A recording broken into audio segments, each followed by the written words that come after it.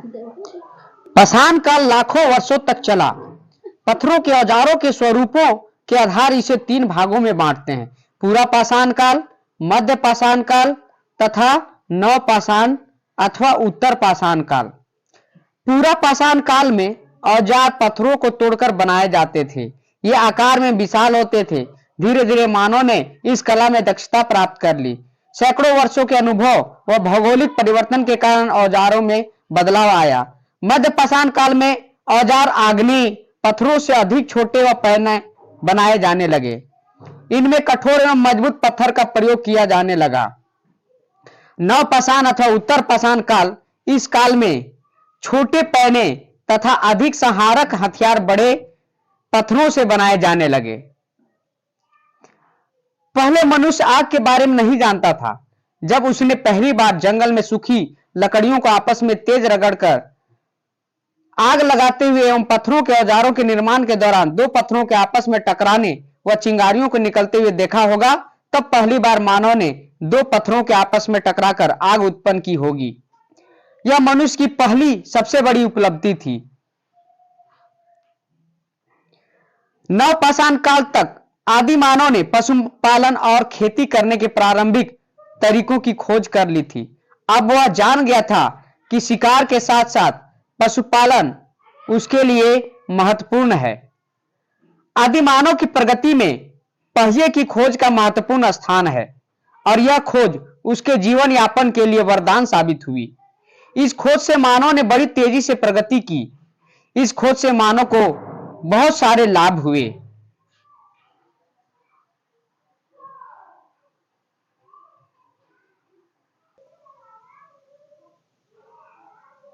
आदि मानव का विकास एक लंबी प्रक्रिया थी, जिसमें वे नीला बंदर से लेकर मॉडर्न होमो सेपियंस तक विकसित हुए। यह प्रक्रिया लाखों सालों तक की थी और भूकंप, जलवायु परिवर्तन, खाद्य संग्रहण की तकनीकों में सुधार और सामाजिक संरचनाओं में परिवर्तन के परिणाम स्वरूप घटित हुई।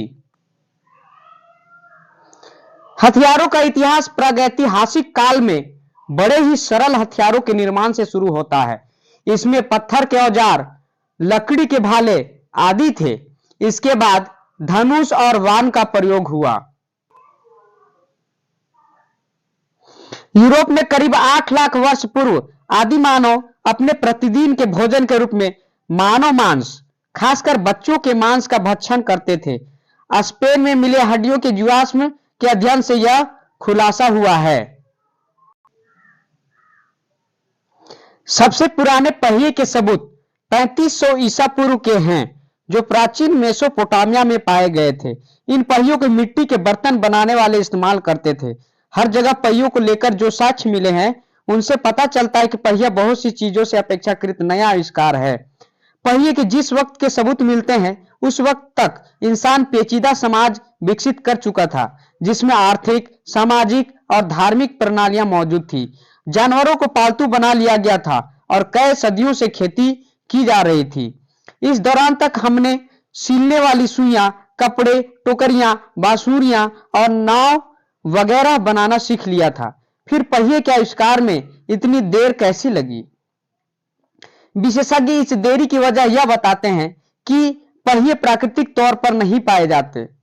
विशेषज्ञ बताते हैं कि इंसान को ज्यादातर आविष्कारों की प्रेरणा भौतिक संसार से मिली थी, मगर प्राकृतिक तौर पर ऐसे उदाहरण नहीं मिलते जिससे कि इंसान यह प्रेरणा मिले कि पहिए काम के साबित हो सकते हैं। ऐसे में पहिया बनाना इंसान के आविष्कार करने की योग्यता का उदाहरण है। The horse wheel and language के लेखक मानव विज्ञानी डेविड एंथनी बताते हैं, यह बात ध्यान देने वाले है कि बात यहाँ किसी लुढ़कने वाले बेलन को बनाने की नहीं, बल्कि ऐसे पहिए की है जो एक धुरी पर घूमता हो। वह कहते हैं कि पहिया तभी बनता जब उस बेलन या चक्र को एक किसी स्थिरता देने वाली चीज से जोड़ा जाता। मानव द्वारा सबसे पहले इस्तेमाल किए गए पहिए हजारों साल तक बर्तन बनाने की विधा में इस्तेमाल किए गए। केंद्र में रहे पहले लेथ मशीनें बनाई गई। इन्हें बर्तन बनाने वाले हाथ या पैर से घुमाते थे। कुछ सदियों बाद, ईसा से 3 शताब्दी पहले, बर्तन बनाने वालों ने लेथ या पहियों की मदद से चक्कों का इस्तेमाल शुरू कर दिया।